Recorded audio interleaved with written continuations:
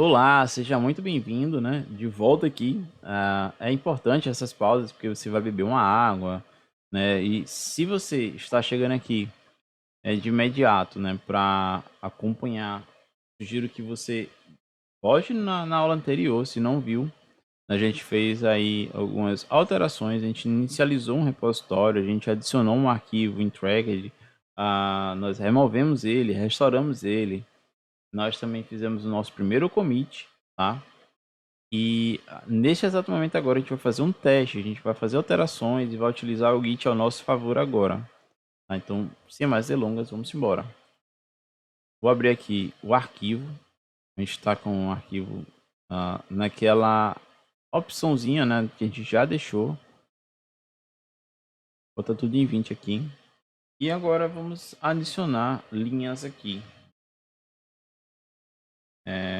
Adicionei novas linhas de código.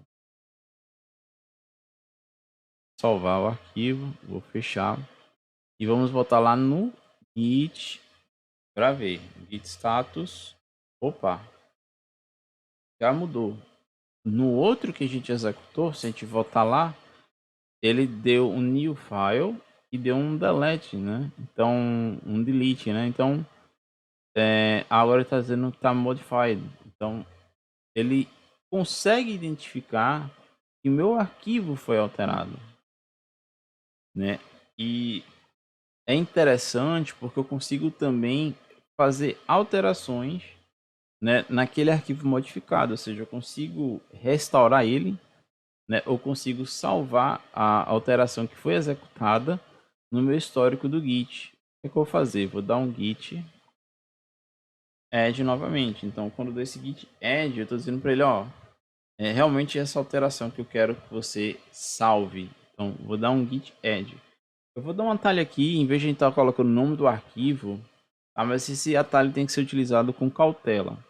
Como a gente está trabalhando com um arquivo só, então eu vou dar um git.add, ou um git add ponto. Então ele vai dizer, ó, ele vai olhar para o meu repositório, estou na repositório raiz, estou em treinamento. Olha, tudo que está em treinamento aí, eu quero que você adicione. Se eu tivesse 30 pastas com 20 arquivos e eu tivesse alterado os 20 arquivos das 30 páginas, das 30 pastas, ele iria adicionar no add esse cara. E, consequentemente, iria no mesmo commit. O que, é que a gente faz? Convenção. Editou uma parte do código que é importante, testou, está funcionando, então já adiciona e comita aquele grupo de código que faz está sendo utilizado para aquela determinada função. Por exemplo, eu criei um código ali para adicionar, fazer um cálculo de FGTS, um exemplo. E eu alterei várias funcionalidades do FGTS para colocar um saque via Pix. Então, eu vou pegar aonde eu alterei, quais foram as classes que eu alterei, quais foram os arquivos que eu alterei e vou adicionar, né, no meu Git aqueles arquivos. Ele vai ficar como modify, se for arquivo não vai ficar como new. Se você removeu vai ficar delete, né? Então, delete. Então, o que vai acontecer? A partir do momento que você criou aquele grupo, quando você for dar o commit, você vai levar aquelas alterações que você fez.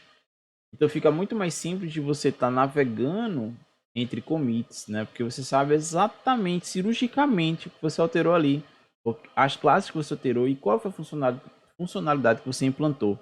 Diferente de você editar código, criar classe, editar, para lá, e você iniciar o projeto com uma classe só e finalizar o projeto ali com o projeto pronto. Você perde aquele histórico, você perde aquelas alterações, inclusive algumas partes do projeto você poderia reutilizar. E agora você vai ter que sair quebrando o código, quebra-cabeça, vai ter que fazer o processo inverso para poder pegar aquele código, né? Então é importante você ter essa segmentação, tá? Principalmente por funcionalidade. Então vou dar um git add aqui,